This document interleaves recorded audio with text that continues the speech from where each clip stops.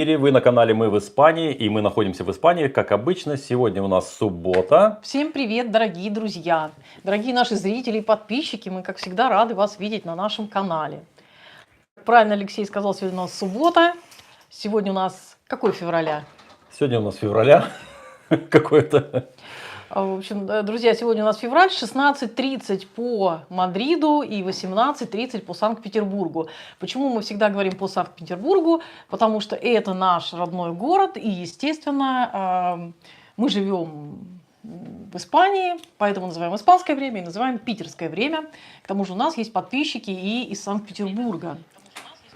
Так, звук проверяем, как обычно. Звук. Кстати, друзья, кто подключился, обязательно поставьте лайк, как обычно, и напишите, пожалуйста, в комментарии, в чате, в бегущей строке, как вы нас слышите, чтобы мы поняли, что вы нас слышите замечательно. Ну, это так, как обычно. Ну и напишите, как обычно, откуда вы нас смотрите. Это тоже будет очень интересно.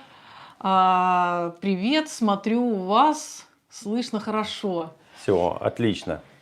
Ну что, сегодня у нас 4 февраля, и, соответственно, у кого-то зима, но у нас в Испании, как обычно, весна, потому что светит солнце, температура градусов 15, ну, погода такая, нормальная, весенняя. Кстати, хотела сказать, тема нашего сегодняшнего эфира была заявлена, почему некоторым не нравится Испания, не нравится жить в Испании, потом я ее изменила на жизнь в Испании, ну, просто... В общем, будем говорить о том и о другом. Также жизнь в Испании и новости Испании. Новости Испании. Некоторые мы тоже будем сегодня говорить вам. Вы, кстати, можете накидывать свои версии, почему, в принципе, как вы думаете, почему людям не нравится, например, жить в Испании, не нравится Испания. Будет интересно послушать ваше мнение. Сегодня у нас должен быть заявлен интересный гость, который должен был прийти к нам в прямой эфир по видеосвязи. Но по некоторым техническим причинам гостя он сегодня не сможет, к сожалению. Он обязательно придет. В прямом эфире, видео с ним, видеоинтервью с ним, видео такую трансляцию с ним мы перенесем на другое время, обязательно встретим его в этом эфире. А сегодня все равно мы с вами будем говорить о жизни в Испании, почему некоторым не нравится Испания. Также расскажем вам некоторые новости отсюда из Испании. Вы, пожалуйста, пишите, проявляйте свое взаимодействие, ставьте нам лайки, поддерживайте нас. Прямой эфир, я уже на 100 раз говорю, за что люблю прямые эфиры, за возможность коммуникировать друг с другом. Не просто писать под нашими роликами, сюжетами какие-то комментарии, хорошие, плохие, ставить дизлайки, лайки, но и писать, спрашивать, общаться, говорить. Это классно, это здорово.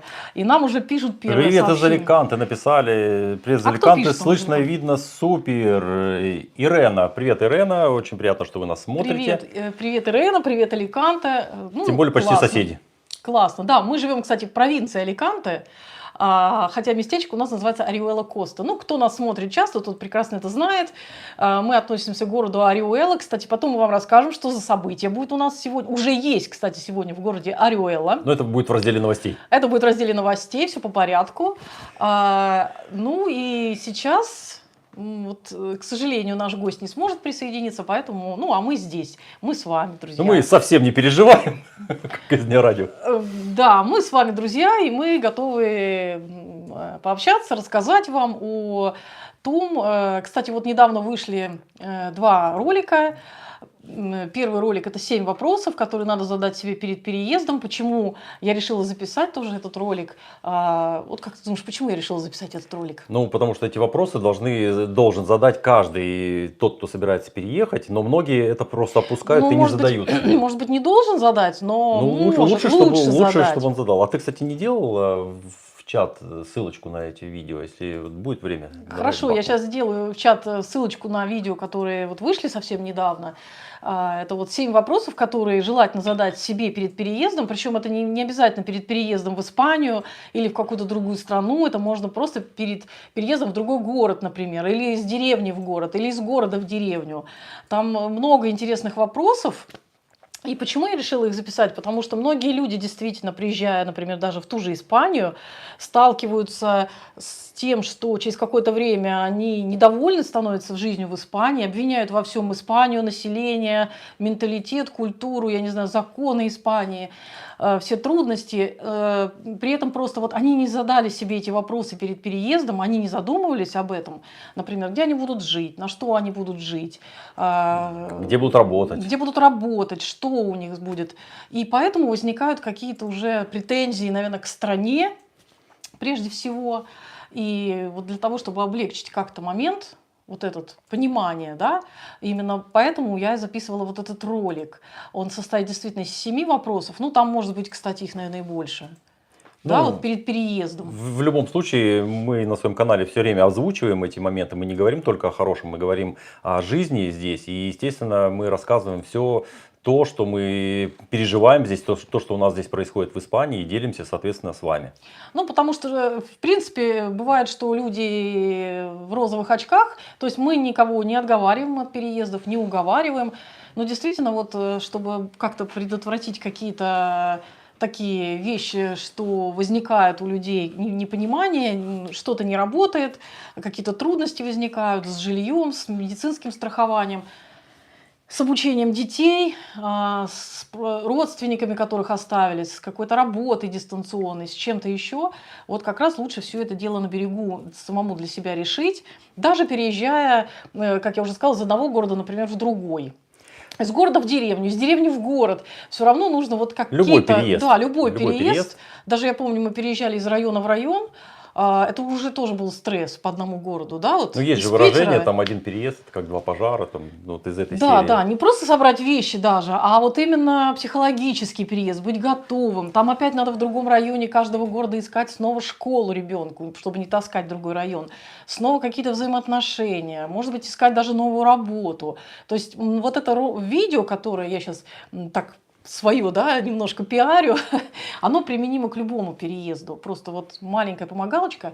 Ну и второе, это ролик вышел, те 3 трудности, которые бывают у проблемы у иммигрантов тоже. Вот когда переехал на новое место, может быть, у вас их не будет или нету, и слава богу, может быть, у вас их больше, меньше, там, неважно. Но вот мы по себе лично, по своему опыту заметили, что у нас вот, наверное, вот эти 3 проблемы, мы действительно их как-то проходим в той или иной степени. То есть это может быть маленькая какая-то проблемочка, да, вот как русский язык, например, то, что я рассказывала, а может быть там бизнес накрылся, там все, вот не пошло. Это уже как бы большая проблема. И нужно иметь какую-то подушку безопасности, как я рассказывала, денежную там, или какой-то понимать, куда ты устроишься здесь на работу. То есть, соответственно, какой-то бизнес-план переезда готовить всегда.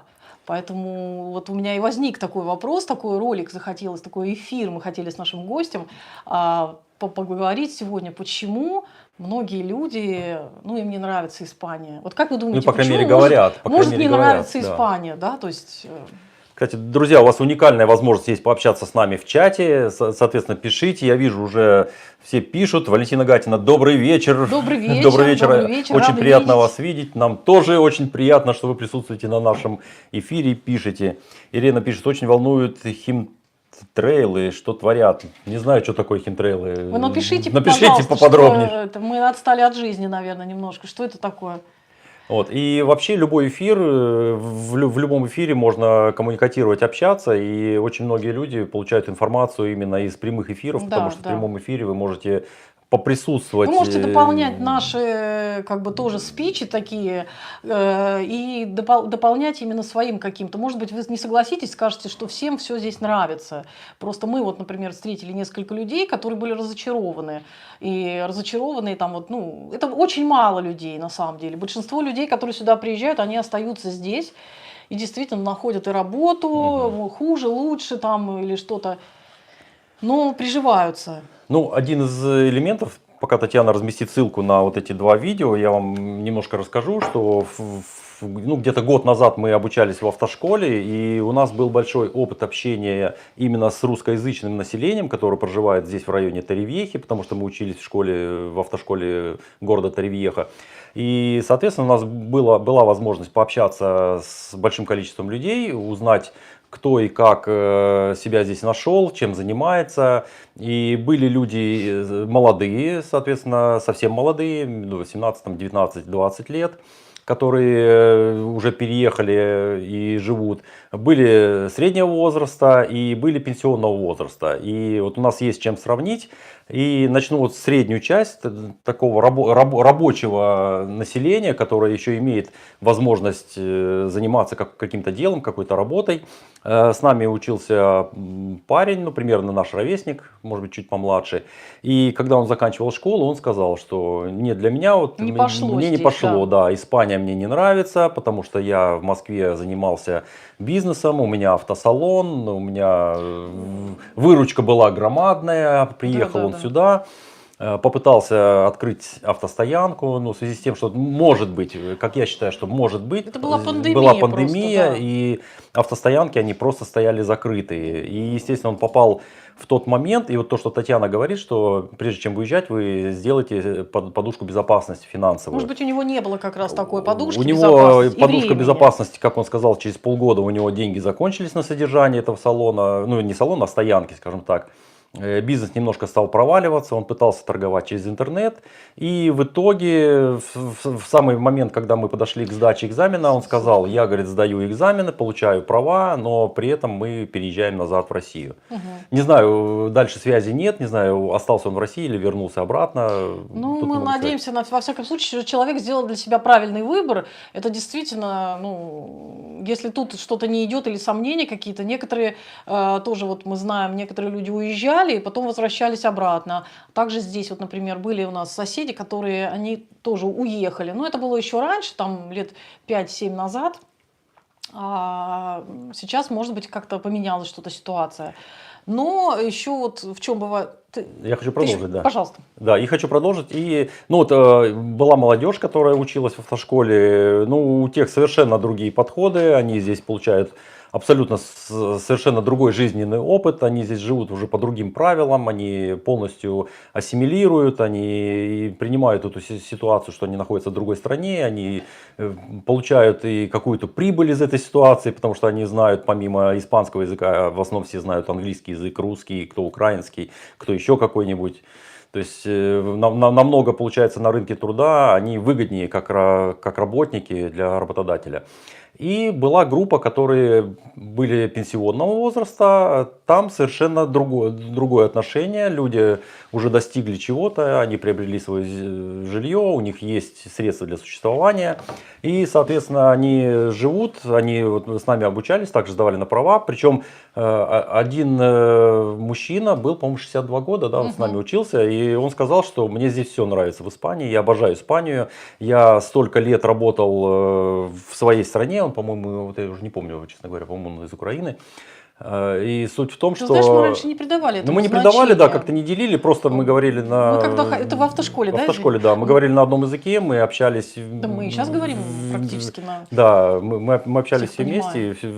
Ну, суть не в этом. Суть в том, Суть не что в этом, да. люди приехали в Испанию, и им, вот как они говорили, нам, говорит, все нравится. Нам нравится климат, нам нравятся свежие продукты, нам нравятся апельсины круглый год. Нам нравится теплое море летом, нам нравится наша дача, это, ну, не дача, я имею в виду, а наш домик, нам нравится бассейн, который у нас есть, то есть, ну, вот в таком плане. И вот эти вот три, скажем так, три такие группы людей, молодые, средний возраст и более старший возраст, у каждого, естественно, свое мнение. Так что, друзья, кто вернее, смотрит нас и не успел подписаться, обязательно подпишитесь, ставьте лайк, кто присоединяется в эфир, и пишите в комментарии, как вы считаете, есть ли какие-то недостатки в жизни вот именно в Испании здесь, и с какими трудностями вы столкнулись. Это будет интересно послушать нам. Может быть, кто-то ваш знакомый когда-то тоже, вот знаете, так бывает, уезжал. Есть ли у вас вообще такой вот опыт того, что людям что-то может, ну, так, не понравилось, да? А вот по поводу молодежи, мне кажется, молодежи вообще гораздо проще и легче, они легче на подъем, не обремененные, наверное, еще семейный какой-то, да, там, особенно у кого нет детей, то есть они легче могут куда-то перемещаться. Но я вот опять же скажу, то есть даже, может быть, из города в город, как-то, ну, даже вот по городу менять как бы место жительства, квартиры снимать то там, то там. То есть не в плане даже вот приехать в Испанию, а вообще в плане даже той страны, своей страны, где живут люди, когда вот, ну, нету какого-то там ЧП, а просто в обычной жизни, да, Мгм. вот. Ну, я хочу Гораздо сказать, проще. Но что... молодежь, она более такая, ну, темпераментная, что ли, да, Ага. более такие гибкие, готовые всегда обучаться, готовые что-то новое впитывать, готовые двигаться, готовые экспериментировать, какой-то новый опыт получать. Хотя вот я хочу сказать, что и когда говорили раньше, что после 50 люди уже не готовы к переездам, к чему-то новому, вот они осели и сидят, то это я могу сказать, что это не все. Сейчас так уже не думаешь, да? Не все, я не думаю, да. Вот сколько бы ни было, я знаю людей здесь и 70 лет, которые моторчик в попе, наверное, они двигаются, они все время куда-то едут, путешествуют.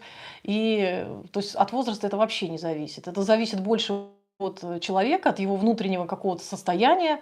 Вот. Но по поводу, что может не нравиться, конечно, когда что-то трудно с работой. Трудно с работой, трудно с получением какого-то достатка. В своей стране, может, что-то закрылось, что-то уже там оборвались какие-то связи такие рабочие, деловые. А вот, например, как доктор, я еще раз повторюсь, доктор, женщина рассказывала, что уже в 40 лет здесь начинать с нуля очень многим бывает тяжело. То есть кто-то начинает, а кто-то приезжает, понимает, что нужно учить язык, что нужно гомологировать диплом, потому что врач, да, нужно какое-то переобучение, дообучение пройти. И 5-6 лет, в 40 лет уже как бы не готовы. И, как она сказала, начинать, если я там заведующая какого-то отделения, и начинать просто уже там, я не знаю, работать как просто врачом, то тоже уже немножко... Но опять-таки все зависит от ситуации, наверное, в какую ситуацию люди ситуации, профессии, попадают. да, абсолютно. То есть если нужда, то, наверное, больше идут на какие-то, да, если ситуация как-то терпит, то уже выбирают, что к чему. Ну, действительно, ой, я все время стол качаю. Ничего, нормально. Вот, но действительно, вот Для субботы хорошо. ситуации, наверное, разные есть, поэтому... Друзья, у нас есть Ссылочки, комментарии. кстати, я разместила, если что, в чате на наши ролики. Кто не посмотрел, Да, обязательно посмотрите. посмотрите. Может быть, кому-то что-то Интересно. будет все-таки полезно. Кто еще планирует куда-то переезжать? Я говорю, не обязательно в Испанию. Может быть, это из города в город или, наоборот, в деревню на свежий воздух. Лишним Причины, не кстати, будет. разные бывают у всех. Да? В основном, ну, вот раньше это было, может быть, экология, здоровье. На нашем опыте это один из пунктов, это было здоровье. Ну, сейчас пункты стали расширяться, мы об этом тоже поговорим. Смотрите, у нас Гусу оставила сообщение. Добрый вечер, у вас всегда очень интересное и познавательное видео. Скажите, пожалуйста, какое качество обучения в обычных школах? Спасибо, мы сейчас об этом тоже поговорим. Друзья, ну я, наверное, хотел вот еще продолжить эту тему. В свое время, когда мы работали в Санкт-Петербурге, в компании «Прекрасный бизнес» и так далее, и у нас пришел на работу 18-летний парень. Он поработал после, нет, не 18, наверное, все-таки постарше, он после института уже был. Ну, я думаю, после института лет 20-22. Наверное, да, не 18-летний. Может, он выглядел так молоденький. Ну, он молоденький, но он настолько шустрый, быстрый, и он выполнял всю работу идеально, на него ставили, все начальство, включая меня, все ставили ставки на него, решили, что вот надо его развивать, пришел тот, которого нужно, и вот он, проработав у нас 1,5 года, сказал: ребята, я увольняюсь и хочу уехать в Геленджик. И реально он уволился и сказал, что мне не нужны ваши... То есть, понимаете, мерки совершенно разные у людей. Кто-то хочет заниматься накопительством, кто-то строить дачу, кто-то хочу крутую машину, да, кто-то карьеру. А человек поработал, он понял, что он заработать может в любом месте, в любой стране, но не хочу жить в Санкт-Петербурге, хочу переехать в Геленджик и хочу море. То есть он съездил летом, посмотрел, а сам он ему откуда родом был? понравилось. А сам он был из Ну, тоже какая-то такая Окуловка. ну это Окуловка, более Новгородская южнее, область, это в да. сторону Москвы То все-таки. есть из Окуловки, ну, он отучился, я так понял, Мгм. в Петербурге, и, соответственно, попробовал Романтик там. какой тоже, на море. Романтик, да, уехал на Молодец. море. Это не один вариант. Второй вариант, у нас работал один из, скажем так, директоров, то есть солидный дяденька такой, с пузиком и так далее и тому подобное. Он тоже в один прекрасный момент, сначала его дети уехали в Сочи, и следом сказали: папа, нефига здесь ловить, поехали в Сочи. В итоге он тоже уволился, и причем с такой прекрасной должности, с оплачиваемой работой, и также переехал, ну, в то время в Сочи, это был, не знаю, там год, наверное, 2005, может быть, там 2008. То есть, ну, суть в том, что люди, каждый человек для себя сам принимает решение, где ему жить, где ему нравится и не нравится, и принимает ответственное решение, и сам несет за это ответственность. Соответственно, те, кто переезжает в Испанию, или кто живет в Испании, или кто из Испании возвращается в свою страну, они также несут ответственность за принятие решения самостоятельно. Нам очень часто приходят письма на электронную почту: посоветуйте, скажите, где лучше, как мне лучше, Да, кстати. и решите за меня вот этот вопрос, вот в какую школу лучше. Нет, ну вот какой город, извини, что Или какой перебиваю. город, Какой да. город выбрать? Присылают нам населенные пункты, например, мы знаем эти города. Там Виа-Хайоса или Альбир, Альбир, да. Виа-Хайоса или Гранолакант. Ребята, мы знаем эти города, городочки, места.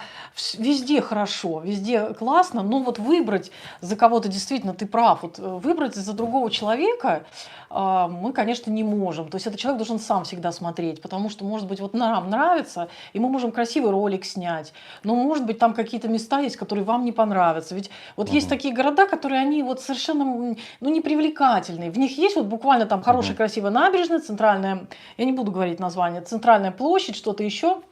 Вот, допустим, нам, может быть, что-то вот эстетически не нравится, какие-то улицы, какие-то закоулки, но можно снять этот город так в ролике, Абсолютно, да. что он будет очень красивый, и вы можете дистанционно захотеть туда приехать. Но когда вы приедете, вы просто увидите, удивитесь, ужаснетесь, а другому понравится, может Этим быть, пользуются всё. многие риэлторы. А другому может понравиться, наоборот. Скажет, нормально, у нас у всех разные взгляды на красоту, разные приоритеты какие-то, разные критерии. Разные критерии, например, выбора школы ребенку. В целом мы можем сказать, но вот конкретно выбрать за другого человека нет, конечно. Мы даже ответственности такой брать не будем, в каком городе жить, а жить ли в Испании, стоит ли сейчас переезжать или нет. Мы можем просто показать, рассказать общее свое впечатление. И всегда говорим, что это только наш опыт, опыт наших друзей, наших знакомых. Ну, а уже выбор все равно остается за каждым человеком самостоятельно. Даже я бы не рекомендовала полагаться ни на чье мнение, риэлтора, там, хестера, то есть адвоката, ну, как бы юриста, или на наши видеосюжеты. Вот, потому что все-таки эта вещь такая индивидуальная, она должна все-таки идти от человека, то есть ваша как бы. Но у нас на самом деле тема сегодняшнего эфира, она была заявлена в начале. Именно почему не многим, а некоторым, простите, некоторым не нравится Испания. Вот действительно есть люди, которые говорят, что Испания... И, кстати, это интересно ваше мнение послушать. Как вы думаете, напишите, почему Так что ставьте чашечку некоторым не кофе, нравится Испания? чай, у кого есть вода, водички. И давайте Действительно, на эту тему мы порассуждаем. действительно есть люди, которые, я слышала эти мнения, которые говорят, что вот нет, Испания это нет, там и приводят свои какие-то критерии, что там не нравится, например. Некоторым кажется, что там жарко все время, да, может быть, там жара какая-то. Другие говорят, ну там, допустим, снега нет. Не нравится Или не маньяна. нравится вот эта вот медлительность какая-то всех дел, что может это растянуться, это вот завтра все маньяна, сиесты. Кому-то не нравится, что действительно нет большого количества вакансий, какой-то здесь промышленности, чтобы можно было там себя трудоустроить каким-то там, я не знаю, большим специалистом таким, знаете, там, как вот, не знаю, менеджеров много не разводят здесь, да, в принципе. Так вот, если строительная компания, смотришь, там персонала не так уж и много, такого руководящего. Вот, и, ну, по разным критериям, да, кто-то язык учить не хочет, понимают, что не вписываются без знания языка, и тоже вот что-то не нравится. Но или вот сложность homологации, прохождения для специалиста именно вот в работу упирается. Давай оставим эту тему время, чтобы вы нам написали комментарии, и потом мы озвучим. Пишите, Да, как вы пожалуйста, считаете, что не коммуникатируйте. нравится. А мы сейчас вернемся к нашему чату. Значит, Вирджиния пишет: добрый вечер с Добрый Великобритании. вечер. Привет, Добрый. Великобритания. Кстати, по поводу Великобритании у меня сразу взлетел такой вопрос. Совсем недавно, выбрасывая мусор условно в мусорный бачок около своего дома, стоял рядом испанец, который собирал, короче, уборщик. Вот. Ну, я подхожу с картоном и подхожу к бачку, где картон, а он заполненный. И он ко мне подходит и говорит: этот заполненный картон брось в пластик. Туда. Ну, то есть совершенно другой. То есть сами испанцы, которые здесь живут, то есть не надо сортировать, брось, это уже заполненный. Вот я хотел вопрос задать в Великобритании. Я знаю, что в Великобритании очень четко подразделено выбрасывание мусора. Значит, пакеты должны быть абсолютно куплены в магазине именно для мусора. То есть нельзя из магазина выкинуть этот мусор, который вы купили, в котором притащили продукты. Вот это интересно. То есть вот для кого-то, многие говорят, что в Испании очень грязно. То есть вот мусорки, что вот, хотя вот мы смотрим, что мусор вывозят 2 раза в день, то есть и вечером, и утром, то есть 2 раза проезжает машина, 2 раза собирает мусор. Вот такие моменты. Пишите, как у вас, поделимся мнением. И еще тогда, Татьяна, тебе, наверное, вопрос, все-таки вернемся вот к Гуцу, то, что задал. Мне вопрос, то есть ты за место нашего гостя решил сегодня интервьюировать меня? Нет. В принципе, я согласна. Друзья, что... если кому надо взять интервью, можете мне писать. Я могу дать интервью о жизни в Испании, так что готова дать интервью. Если есть у кого такое предложение, мы готовы на такую вот совместную трансляцию, дачу интервью, пожалуйста, открыто для нормальных интервью по теме, которая меня будет интересовать. Междел Гуц спросил: скажите, пожалуйста, какое качество обучения в обычных школах? Вот что ты скажешь? Я хочу сказать, что наш сын не учится, как в смысле, в обычной публичной, да, школе, муниципальной бесплатной школы. У нас опыта обучения не было в такой школе. У нас сын учится в другом, ну, как бы в колледже в другом. И, ну, я знаю, что у него одноклассники некоторые приходят из таких школ, и некоторые, наоборот, переходят туда. В принципе, наверное, надо у нашего сына спросить, может быть, он нам потом расскажет мнение своих одноклассников. Но ничего ужасного я не слышала. В некоторых школах, может быть, программа чуть проще. Нету такого, знаете, как вот у нас же тоже бывают гимназии очень такие вот с уклоном каким-то, да, с языковым, математическим. Вот, наверное, частные вот эти платные колледжи или там, может быть, получастные, да, там больше, конечно, нагрузки такой, больше каких-то экзаменов, больше контрольных, больше коллективных проектов, каких-то выступлений, ораторских таких выступлений. Они ездят на разные мероприятия в другие города, где-то выступают по типу наших олимпиад, наверное. Вот. Публичные школы, может быть, там немножко попроще с этим, но опять-таки они различаются. Есть очень школы, которые, вот я слышала, очень хвалят. Вот рядом с нашей, город с нами Теревьеха, и я слышала хорошие отзывы там о какой-то школе. Вот, тоже люди как бы хвалят, довольны, и вот так. Это которая вот вошла в 100 лучших школ, по-моему, да? Вошла, да. Вот, кстати, Алексей размещал 100 лучших школ список. Если кого интересует, вы можете посмотреть. Да, в Телеграме, по-моему, делал. Я знаю, что такие же публичные школы, у них есть, по-моему, тоже автобусы, которые развозят детей, да, и также там учебники, ну, только что там, по-моему, какая-то символическая плата. И я думаю, что там и экскурсии есть, то есть, в принципе, я таких как бы, ну, то есть, понимаете, есть какие-то и минусы какие-то, да, но есть при этом, все зависит от локации еще, я бы так сказала. То есть, где расположены эти школы, в каких районах, тоже очень важно, потому что от этого зависит, кто живет в этом районе, соответственно, ну, много ли там мигрантов из разных стран, и может быть вот как-то каждый же несет свой менталитет, но вот может быть что-то такое. Но по преподавательскому составу, честно говоря, я не скажу, но я знаю, что девочка вот у нас и соседка, которая училась с нашим сыном, она перешла в обычную публичную школу, ну, там какие-то мелочи ей не нравятся, но в принципе она учится, и я думаю, что в целом, в общем, она довольна. То есть все зависит, конечно, от места школы, я бы так сказала. Нужно обязательно узнать отзыв у других родителей. И мы, конечно, потом сделаем ролик, ну, через пару месяцев, когда наш сын закончит, наверное, школу, он поспрашивает своих одноклассников, как им учиться, или бывших одноклассников в обычных публичных школах, и обязательно мы снимем такой ролик, ну, может быть, чуть раньше даже, обязательно расскажем вам отзывы реальные, ну, расскажем мы по рассказам, конечно, уже тех детей, которые заканчивали такие школы. Но я думаю, что все зависит на самом деле от локации, от города, и, конечно же, надо читать отзывы, прежде чем отправить ребенка, да, потому что ну, родители всегда готовы поделиться, есть группы даже на Фейсбуке, которые делятся, можно спросить, какая школа, как там, что, и всегда поделятся. То есть русскоговорящие родители, я не знаю, испаноговорящие, англоговорящие, есть масса групп на любых языках. Там немецкий язык, да, везде. Вот по Испании есть разные группы из Германии, кто на немецком говорит, а на английском, на испанском, все всегда делятся касательно разных вопросов жизни, в том числе и обучения детей. Но я знаю, что вот такие школы и шведы, наши соседи, водили в публичную школу детей, и в принципе... Ну, я, Татьяна, тебя дополню. Вот хочу сказать, что многие, кто учится вот в колледжах, на именно бачелората, они возвращаются в обычную публичную школу и с знаниями, которые получили в колледже, потому что там английский немножко сильнее, и они вытягивают свой балл перед поступлением в Ну, В есть такой принципе, лайфхак, то же есть, самое да. у нас происходило и в Санкт-Петербурге. Очень многие, когда выходят на ЕГЭ, там, переходят там, из гимназии в обычную школу, соответственно, он там становится почти отличником и выпускается с хорошими баллами на ЕГЭ. То есть, ну, люди везде одинаковые, все живут абсолютно примерно так же и пользуются точно такими же лайфхаками. Ну, я думаю, Так что что так. преподаватели, которые работают в школах, они заканчивали одни и те же университеты, наверное, Конечно, в принципе. конечно. Поэтому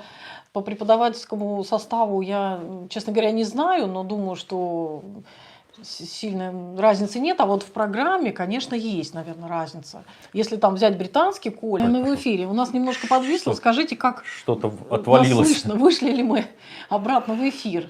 Хотя интернет у нас хороший, но что-то произошло. Так, кстати, Вирджиния Я смотрю, пишет. что все на месте. Ага. Всё, поставьте плюсик, если хорошо слышно. Посмотрите Ивана Бобровс, он тоже живет в Испании, там про химтрейлы услышите. Я между делом сейчас загуглил химтрейлы, это якобы там правительство, такие Конспиративная? конспиративная теория, конспирология, которая, что правительство распыляет какие-то аэрозоли и портит здоровье. Ну, ребята, А по-моему, вы это имеете в чушь. виду Аликанте, что ли, там, где самолеты летают обычные? Нет, Здесь что в Испании, что где-то там распыляют аэрозоли, и люди плохо себе живут. Ну, вы аэрозоли возьмите откуда? правительство с самолетов с распыляет. вертолета. Не знаю, если мы об этом, напишите, мы сейчас пообщаемся по этому поводу. Но я хочу от себя сказать, что ну, возьмите среднюю продолжительность жизни в Испании, да, 86 лет, по-моему, или 87. Да То нет, есть, на ну, самом деле это мы здесь не видели ни одного вертолета, который бы что-то опылял или чего-то распылял. Ну, там, самолета, например. Я не знаю, конечно, но никаких таких вот вещей подобных мы не видели. Воздух вполне достаточно... По-моему, это Во всяком хайпует. случае, могу сказать одно. Мы приехали сюда с аллергией. И аллергия вот от розовых озер, от моря, от запаха приятного таких хвойников, я не знаю, как это, пихта, да, вот что еще, вот розмарин. Вот от этого, ну, во-первых, просто состояние души становится другое, когда ты вот вдыхаешь эти запахи сосновые, розмариновые, все вот эти сейчас цветы цветут просто У какие-то нас, кстати, желтенькие. я Татьяну добавлю, не перебью. Я просто хотела договорить, что не знаю, что распыляют или не распыляют, хотя мы не видели, но утверждать не могу. Но во всяком случае аллергия у Алексея прошла. Да. А вот в Санкт-Петербурге она вот, к сожалению, была. Потому что загазованность была высокая. Ну, а так как он еще раньше работал на стройке, видимо, вот эта строительная пыль, его рабочая, ну, так сказать, профессиональная аллергия, она вот, к сожалению, с годами вышла в то, что врачи сказали, смените климат на морской. И когда мы уже приезжали сюда в качестве туристов, мы поняли, что здесь становилось человеку лучше. И, кстати, у нас сосед тоже приезжает, он астматик, и тоже здесь ему становится как-то лучше, наверное, да? Поэтому воздух-то, наоборот, он целебный, морской, и тем более у нас тут Розовые озера. А Розовые озера тоже охраняются, и здесь живут фламинго, и много очень птичек, и я не думаю, что вот это все распыление, оно бы как бы не способствовало тому, что это, ну, столько бы гнездилось птиц, и фламинго выводили бы свое потомство. Да. Во всяком случае, аллергия вот у Алексея прошла, ну а уже там все остальное мы судим по факту. Наоборот, именно то, что мы чувствуем на себе. Так что не можем дальше уже обсуждать этот вопрос. Давайте ближе к теме. Возвращаюсь, Ирина пишет, стало жить хуже, деградация, очень сложная, очень ленивые, хитрые. Очень сложно достучаться, даже ситы брать, это не Ну, сито, ротрепка. да, я согласна. Да. Адвокаты очень ленивые, хитрые. Ну, адвокаты, Говорю, с чем сталкивалась наверное, много раз, да, помаленьку строит цифролагерь, испанец послушный. Да, это одна из тех минусовых ситуаций в Испании, это вот бесконечные ситы. Ситы туда, ситы сюда, и уже настолько к этому люди привыкли, что ну, пойти вот просто в банк, я не могу просто пойти в банк. Нужно, ну, я, конечно, могу пойти в банк, отстоять очередь, но вот сделать что-то там, какую-то серьезную операцию, естественно, нужно взять ситу, договориться там с менеджером, сказать, что я приду за тем-то, сделать то-то и так далее. То есть, ну, это банк. Если брать какой-то администрацию, ну, там, естественно, то есть человек, к которому ты идешь, он должен подготовиться, ну, вот здесь так принято. То есть испанцы должны подготовиться, для чего ты идешь, что там тебе, ну, такое ощущение. Вот, становится. Нет, конечно, это да, минус, я согласна. это Когда серьезный мы минус. берем какую-то ситу, даже вот просто продление, да, ситу себе брали, да, или сыну, это, конечно, целый квест. Просто, конечно, немножко так. Причем Да. очень удобно испанцам управлять людьми, то есть нет ситы, нет проблем, то есть ты не получил продление, но это твоя проблема, ты же его не получил. Да, есть а такая то, что проблема, тебе не конечно. дали ситу, это есть да. такая проблема, да. Ну и вот с врачами, конечно, тоже говорят, что у кого государственное страхование, да, надо записываться к врачу, долго ждать, но это, как объясняют, нагрузка просто после пандемии на государственную медицину жахнулась, то есть вот стало больше, видимо, там. Вот, и поэтому все теперь, кстати, я услышала, что за последний год еще прибавилось 2 миллиона испанцев, застрахованных в частных медицинских компаниях, в частных страховых компаниях. Государственным или почему? Они быстрее хотят попадать к врачу, не ждать по 3 месяца. Они хотят быстренько записываться, но там тоже ожидание 2-3 недели к таким узким специалистам. Вот, поэтому, да, ситы это, наверное, проблема. Но в целом, я не знаю, где-то что-то удобнее, как вот финны говорили нам, да, что они давно уже все делают в электронном виде, не бегают с каждой справкой. Что-то удобно, конечно, потому что мы вот оцениваем это, живя здесь, и что-то надо там. Можно я тебя дополню? Да. Смотрите, друзья, если вы заходите... Ну, я хотела сказать, что это двоякая такая ситуация. Ну, смотрите, когда мы приехали сюда, когда мы смотрели любой сайт администрации, допустим, я покупал лицензию на рыбную ловлю через интернет, соответственно, проходил вот этот абсолютно незащищенный сайт, даже HTTPS не было, то есть шифрование просто, то есть сайт абсолютно не зашифрованный, ты передаешь туда данные, ты вводишь карточку, я всегда думал, ну как же так испанцы могут, что вот у них настолько сайт, и я считаю, что, наверное, вот это вот у них появилось это очень рано, то есть то, что мы называем госуслугами, допустим, в России, или там ДИА в Украине, там, ну, в других регионах, там, Беларусь там своя. То есть у нас это пришло только что, а испанцы этим пользуются уже много лет.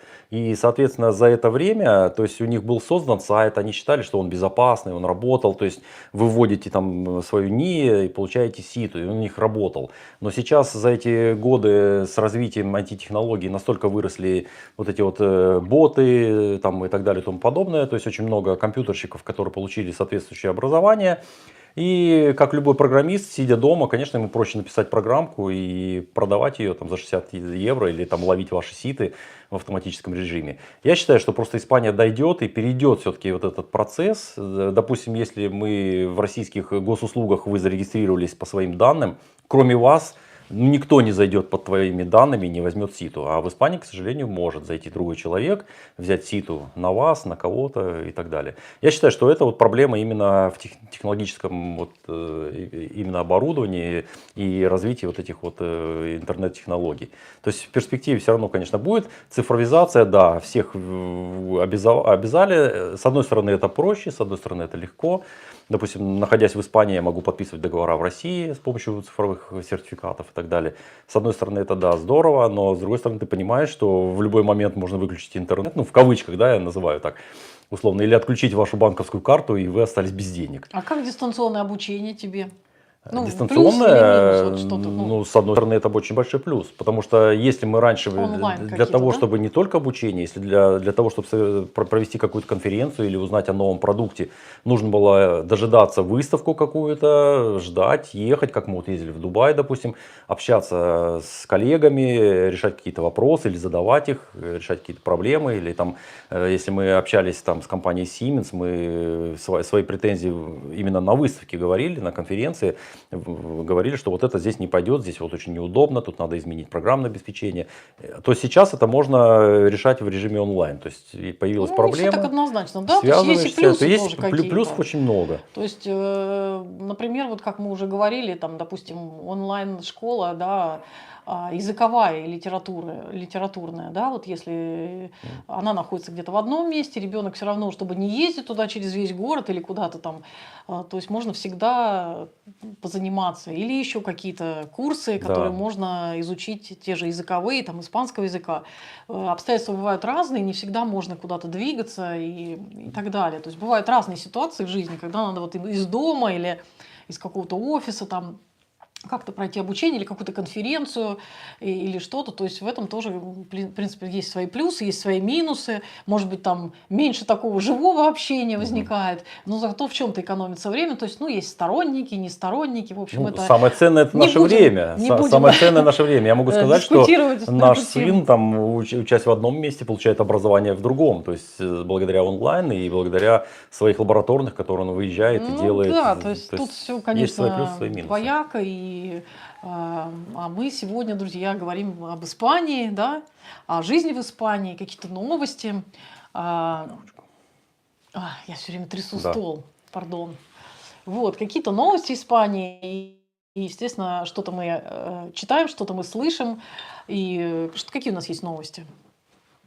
Вот недавно я услышала такую новость в Эль-Паис тоже. Они написали, что на самом деле, ну раз уж мы там говорим о каких-то, ну не минусах, а просто что там какие-то есть моменты, да, что занятость у нас по поводу безработицы на 71 тысячу больше стало безработных. Ну, я так понимаю, что за последний год, да, на 23-й год. Мгм. И на 215 тысяч рабочих мест меньше в Испании. Вот тоже. То есть это говорит о том, что все-таки нет такого изобилия рабочих мест. Конечно, да. Хотя повсюду встречаешь людей, которые все-таки работают и ну, более или менее, в общем-то, Ну, я хочу... довольны. Но зато вот если продолжить, сейчас, извини, пожалуйста, из Давай, Эль-Паиса в ходе дебатов разных, в общем, во вторник выступали, я так понимаю, в Сенате, и премьер-министр Педро Санчес объявил об увеличении минимальной межпрофессиональной заработной платы на 2023 год до 1080 евро. То есть минималка На выросла, 8% получается. больше, чем в прошлом году. В прошлом году была 1000 евро минималка, в этом 1080. С одной стороны приятно, но когда начинаешь Но, разбирать эту ситуацию, да, вот тоже она то есть двоякая. от этих 1080 у вас растет налог, у вас растут штрафы, у вас взносы и так далее и тому подобное.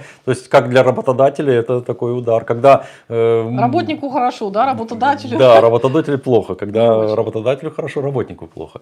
Еще я хочу сказать, что с января 2023 года, вот с этого года, правительство приняло закон, что в города больше 50 тысяч человек нельзя заезжать на Ну, автомобилях пока мы с заезжаем. бензином и с дизельным. Да? В Да, принципе. прошел январь, и вот теперь из новостей рассказываю Вот, новые давай, новости. Значит, правительство сказало: ну, так как мы не можем всех вас заставить и быстро пересесть на электромобили, потому что их как таковых нет, как таковых просто нет, потому Не, что очередь там от 7-8 месяцев до года Ну и цена. доходит. И Не цена, каждый может позволить не себе за каждый 40 может тысяч. купить автомобиль.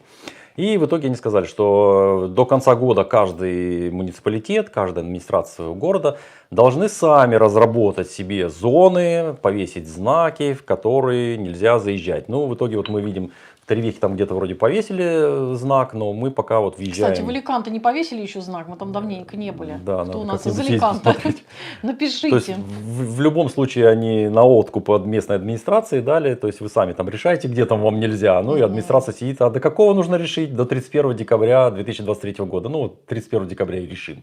То есть в итоге пока мы заезжаем в города, то есть мы не пользуемся электромобилем в городах больше 50 Ну вот тысяч. по поводу электромобилей. Тоже я прочитала тут газетку «Эль Паис». Просто интересно иногда такие новости, да, что же у нас происходит-то в нашем королевстве. Вот президент Сиат и Купра Уэйн Гриффитс предупредил в этот четверг, что низкие продажи автомобилей в Испании являются препятствием для того, чтобы страна лидировала в области электромобильности. Продажи менее миллиона автомобилей и доля рынка электромобилей менее 10%. Они несовместимы с той задачей, которую правительство ставило перед собой. Та-ра-та-та, 3 рубля. В общем, правительство думает об одном, реальная жизнь создает совершенно другие условия. Да. Совсем недавно, вот мы позавчера встречались с представителем одной строительной компании, достаточно крупной, на Коста-Бланка, который работал все эти годы. Как он говорил, что у нас ежемесячный оборот нашей, как он говорил, небольшой компании составлял 4 миллиона евро. И в итоге, когда мы вошли в пандемию, всех посадили под домашний арест, можно даже назвать так.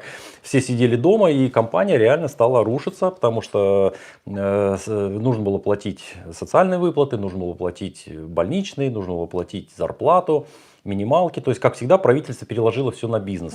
И в итоге вот Мигель, с которым мы беседовали, он сказал, что, ну, ребята, все хорошо, но я бизнес потерял. То есть, за эти годы у меня крупная компания развалилась, ему пришлось... сейчас у него как бы поменьше, Я да? всегда говорю, у него он распродал там свою технику и свои, там все, что было, там леса, палубки и так далее. Вот. И в итоге мне, говорит, пришлось из крупного бизнеса открыть совсем мелкий. Сейчас у меня, говорит, в компании работает 5 человек. Мы занимаемся дизайном и отделкой. То есть человек, который строил большие крупные дома, стал заниматься отделкой и ремонтом. То есть, ну вот. Ну дай бог, чтобы он восстановился, может быть, Набрал бы обороты снова. Вопрос к правительству, которое говорит, покупайте электромобили, Да, но видишь, но при они этом обсуждают насколько... привлекательное налогообложение для тех, кто покупает электромобили. В общем, все это, я так понимаю, идет тоже предвыборное такое. Вот, ну, что, в конце концов, да, вот если говорить как потребители, и мы ходили на выставки, то, в принципе, от 40 тысяч ценник начинается, даже те, которые были заявлены сколько, 20 тысяч. Да. В результате, когда обращаешься в салон, то там тоже, по-моему, от 36, и надо ждать. И вот как англичане здесь, или бельгийцы нам говорили, что они ждали год свой автомобиль. Причем заплатив 100% Ну, за это него. просто, ребята, это, конечно, да. Ну, то есть... Ну вот совсем недавно мы были на выставке, кто отслеживает четко наши видео, посмотрите, мы на видео показывали китайский автомобиль, но с брендом, английским брендом MG4, показали автомобиль, который стоит якобы 20 тысяч евро. То есть цена, в принципе, такая интересная для нового автомобиля с большим запасом хода, электромобиль 450 километров. Ну, в итоге вот мы обратились в салон, попросили вот этот автомобиль, нам сказали, не, ребята, тут на него такой очень большой спрос, мы вынуждены поднять цену, теперь начальная цена 30 тысяч. То есть они сразу подняли на 10 тысяч евро. Поэтому мы на выставке, кстати, мы видели, что испанцы стояли в очередь туда, к менеджерам, да. Они, видимо, хотели схватить именно цену выставочную, но я, в конце концов, не знаю, что там им предложили. Действительно, они купили за эти деньги, или там все-таки это больше как умный маркетинг такой. Вот. Но хочу сказать, что да, все оценив, мы пока еще не готовы тоже пересаживаться на электромобили из тех, что вот предлагают, на тех условиях, которые нам предлагают. И вообще, будет ли это выгодно, не гибрид, а заряжаемый, а именно электромобиль? Вот тоже пока как-то, знаете, если год назад мы думали, у нас были одни мысли, то вот прошел год, и то, что мы видим, конечно, мысли наши, наверное, немножко поменялись. Ну, вы посмотрите на Норвегию, северная страна, абсолютно морозы, можно сказать, сибирским в кавычках можно назвать, но Норвегия переходит с 2025 года, запрещает продавать вообще двигатели внутреннего сгорания. Ни дизель, ни бензин после 2025 года в Норвегии не продается.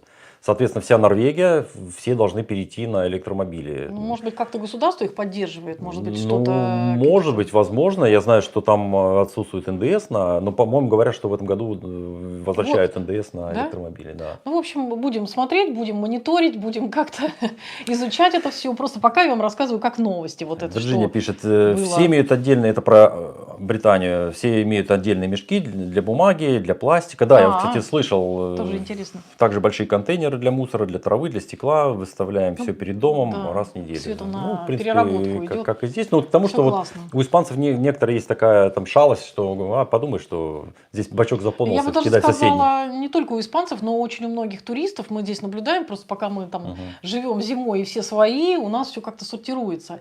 Очень часто приезжают туристы, и я не хочу никого обидеть, не все, конечно же, вот, но очень многие просто воспринимают Испанию это как бар Европы. Ну да, мы здесь уже много можно раз об этом всё, говорили. Здесь можно все, и в том числе очень часто видим, как и очень обидно делается, когда вот этот мусор всем хламом несут и кидают, туда и бутылки летят, и картонки, и все в переработку, там, где бытовые отходы, вот это все пищевые отходы. Все вот этой кучей, и еще и рядом навалят, а у нас потом, конечно, тут около этих мусорок заводятся тараканы, ну и мы показывали как-то маленький такой ролик, как сортировать мусор в Испании, куда что выбрасывать. И, кстати, меня очень удивило, что там даже появилось такое количество дизлайков. Я не понимаю, почему. То есть, в принципе, там нет нашей никакой оценки, там нет наших но при этом лиц. на испанском и испанцы подписывали, спасибо, что вы это рассказываете своим они соотечественникам. писали там То есть, вот так. в Инстаграме, в личные сообщения. Они писали спасибо, что вы рассказываете о том, как круги проезжать, о том, как мусор сортировать. То есть, ну вот так вот. Поэтому Вирджиния пишет, распыляют и сильно интересно. везде, это правда, много белых полос в небе. Ну, Вирджиния, Не, ну мы не видели. мы ребята, не видели здесь, правда. Может быть, тут даже не будем это, наверное, обсуждать. Такие темы как-то я не видела. Вот какие-то следы от пролетевшего пассажирского самолета, Ну, да, спутный след может быть, да, это мы видим Да, белое да, облако, да. А когда это уже сгорает там как-то топливо давайте и так далее. Мне следующий кажется, на почитаем. коммунальные услуги в Испании дороже, чем в Англии. Какие? Кстати, сколько вы платите коммунальные? Сколько Коммунальные. платим? Мы совсем недавно с Татьяной, ну, может быть, и даже ролик как-нибудь запишем, но сейчас мы озвучим, так как мы здесь сейчас общаемся в прямом эфире. Мы недавно совсем посчитали, сколько мы тратим. Кстати, мы уже будем скоро час в прямом эфире, практически. Ну, мы больше часа не будем, да, потому что, чтобы...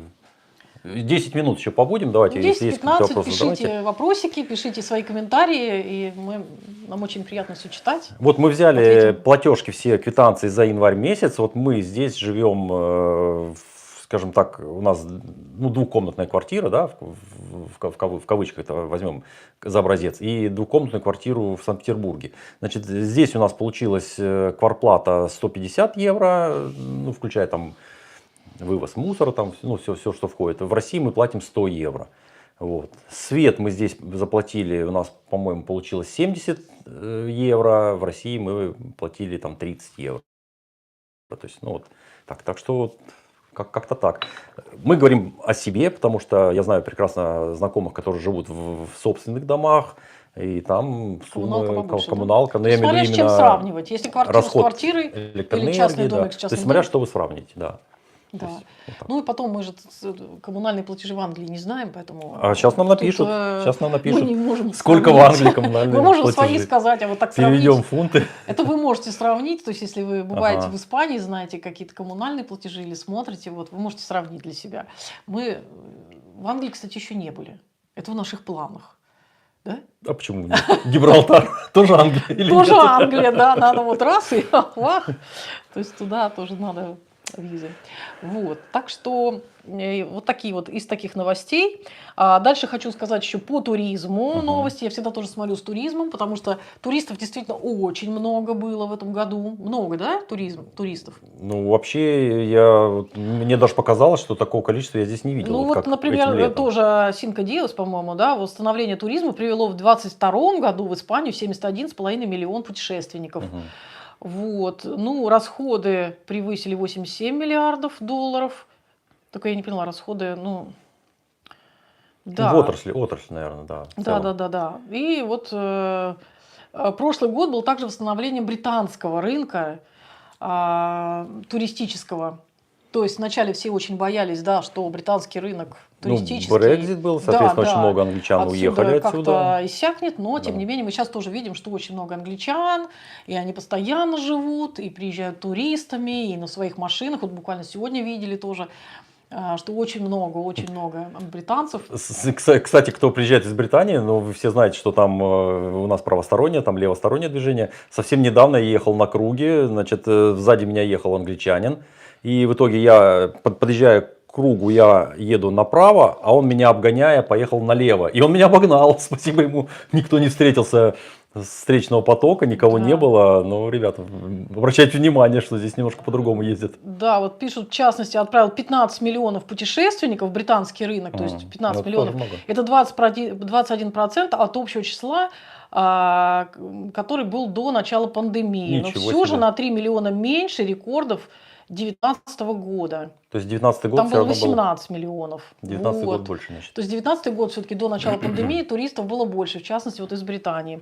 Франция преподносит Германии сюрприз. И вторая, видимо, она по числу путешественников 10 миллионов. Вот. Так что, да, действительно, французов много. Насколько нам известно, очень много французов стали покупать также недвижимость в Испании. Им больше нравится такие гористая местность, они покупают дома, я так понимаю, для себя, наверное, может быть, для того, чтобы приезжать, отдыхать, то есть в таком плане. Ну, вот, то есть, видимо, содержание дома во Франции становится дороже, чем в Испании, поэтому они в качестве дачи покупают именно в Испании. Еще одна новость, раз мы вернулись к недвижимости. Еще одна новость, мы еще поговорим. Сколько у нас?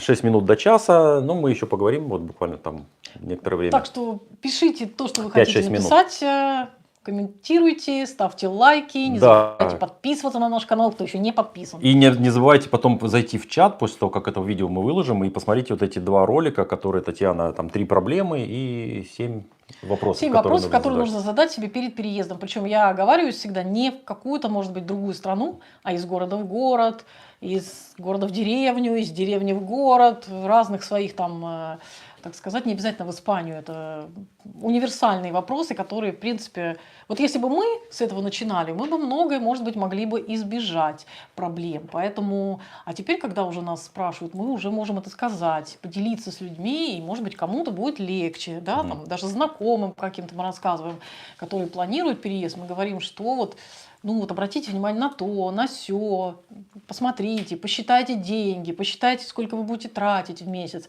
сколько вы будете зарабатывать, посмотрите, если это будет трат больше, чем заработка, у вас должна быть какая-то подушка безопасности, нужно искать какую-то работу, нужно...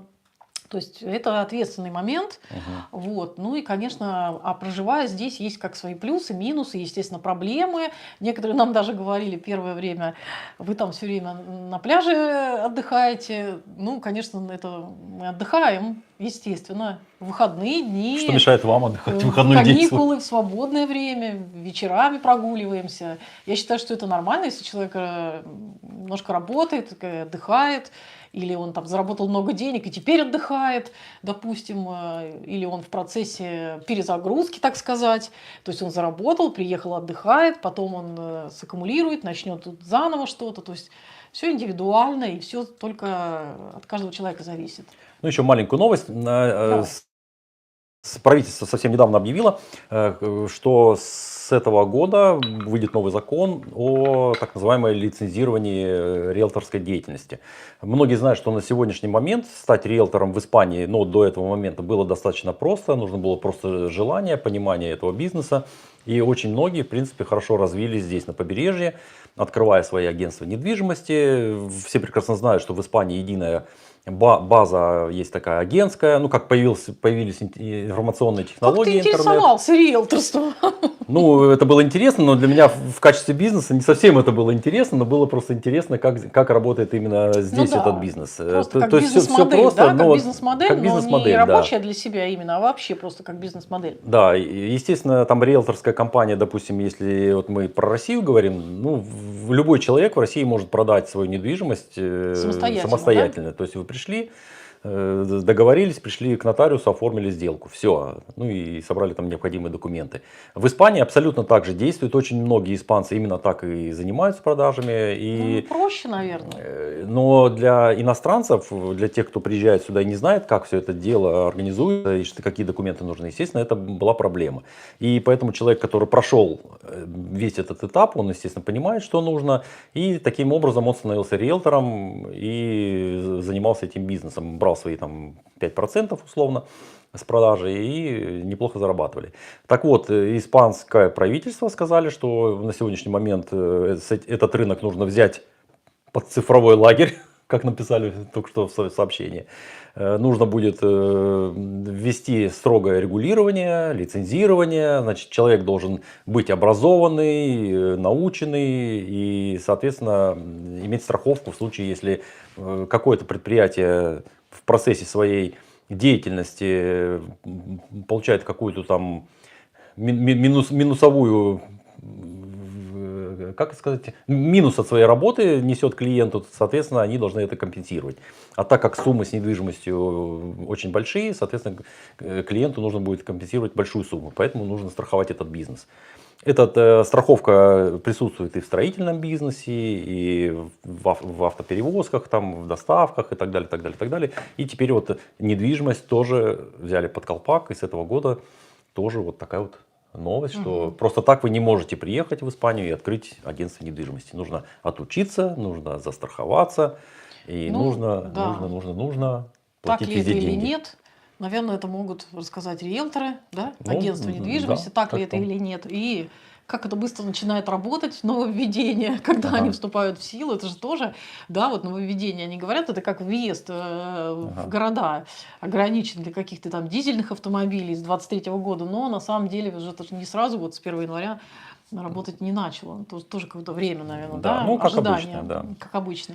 Ирина пишет, у кого деньги есть, можно жить за городом, жара легче переносится, но обязательно машина должна быть. Кто пашет ежедневно целый день, половину отдает только за аренду жилья. Да, если аренда, кстати, очень выросла, я вот буквально недавно посмотрел, то есть та недвижимость, которая здесь на побережье совсем недавно сдавалась по 600 евро, то есть очень многие перешли уже к 1000 евро. То есть И, кстати, мы думали, что в пандемию, да, опустится наоборот рынок риэлторства, да? Да. Ну, как бы рынок недвижимости рухнет, может быть, ну не то, что рухнет, а знаете, как прошлые, как сказать, эти 2008 год, да, вот цена кризис был. падала на недвижимость, вот было интересно, как вот пандемия вот повлияет на это. Многие спрашивали и говорили, что как произойдет, что у вас там с ценами, что видно, что слышно.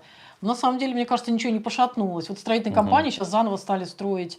Многие как бы разморозили свои, как сказать, пятна, да, строительные. И вот мы видим, что строят с одной стороны, с другой стороны. Вот. И коттеджи строят такие, как бы эти виллы. Ну, а некоторые развалились.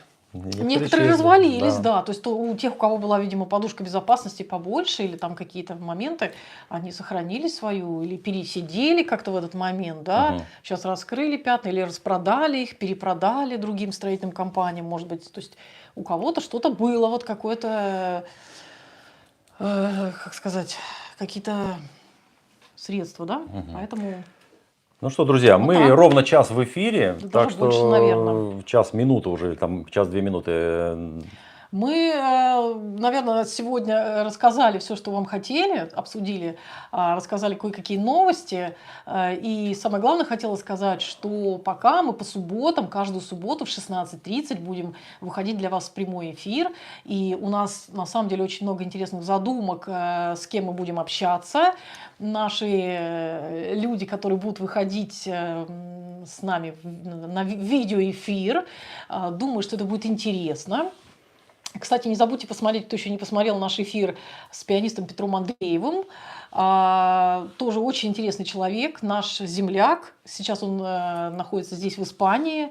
На самом деле было очень интересное интервью. Много тоже интересного мы узнали, да? Да. Было очень приятно пообщаться. Приятно пообщаться.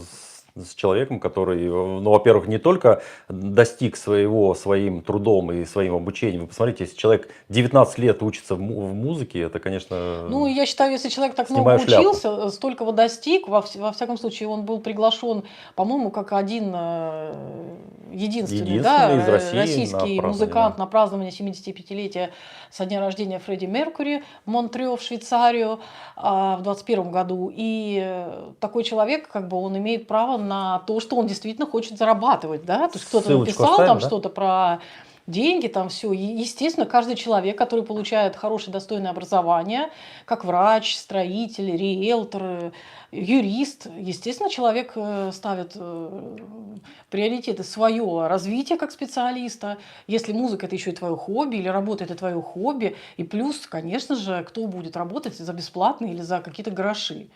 Естественно, каждый человек хочет хорошо, достойно зарабатывать. Ну, это нормально, наверное. Никто не хочет там проработать риэлтором, например, продавать и ничего И не ничего не зарабатывать. зарабатывать. Это смешно. Или, ну, я просто или юрист, или врач. А вот кто-то просто написал как-то комментарий такой непонятный для меня, да, вот, что человек хочет зарабатывать деньги, а вы не хотите зарабатывать деньги. Каждый человек хочет зарабатывать Тем деньги. более, когда человек действительно, ну, музыкант такого уровня, и мы присутствовали на его концерте, и было очень приятно. В Санкт-Петербурге на стрелке Васильевского острова это действительно было такое приятное мероприятие, нам очень понравилось, и, в общем, вот. Так что эфир у нас был, посмотрите, кто еще не смотрел. Ну и каждую субботу в 16:30 мы будем рады видеть вас в наших прямых эфирах с разными гостями, или мы будем с Алексеем вдвоем, что тоже, наверное, здорово, да? Да. Ну и всегда рады коммуникатировать вот так вот в эфире, как-то взаимодействовать, тоже это классно, наверное. Ну что, друзья, на сегодняшний момент, наверное, еще раз я повторюсь, что кто присоединился, кто будет слушать в записи, не забывайте обязательно ставить лайки, перепощивать и подписываться, кто не подписывал, чтобы как можно больше людей узнали про те тонкости, которые мы рассказываем на нашем канале. Надеемся, что это все принесет пользу для хороших человек, для хороших людей. Еще хочу рассказать, что никого мы никогда не отговариваем от переездов, каких-то изменений в жизни, нового старта, в том числе от Испании, и никогда не уговариваем в своих эфирах или в роликах, сюжетах, в интервью, что переезжайте, здесь классно. Просто хотим показать, что вот реальную жизнь или людей, которые переехали, которые реальные эмоции свои говорят, нравится что-то, им не нравится, какие-то есть проблемы.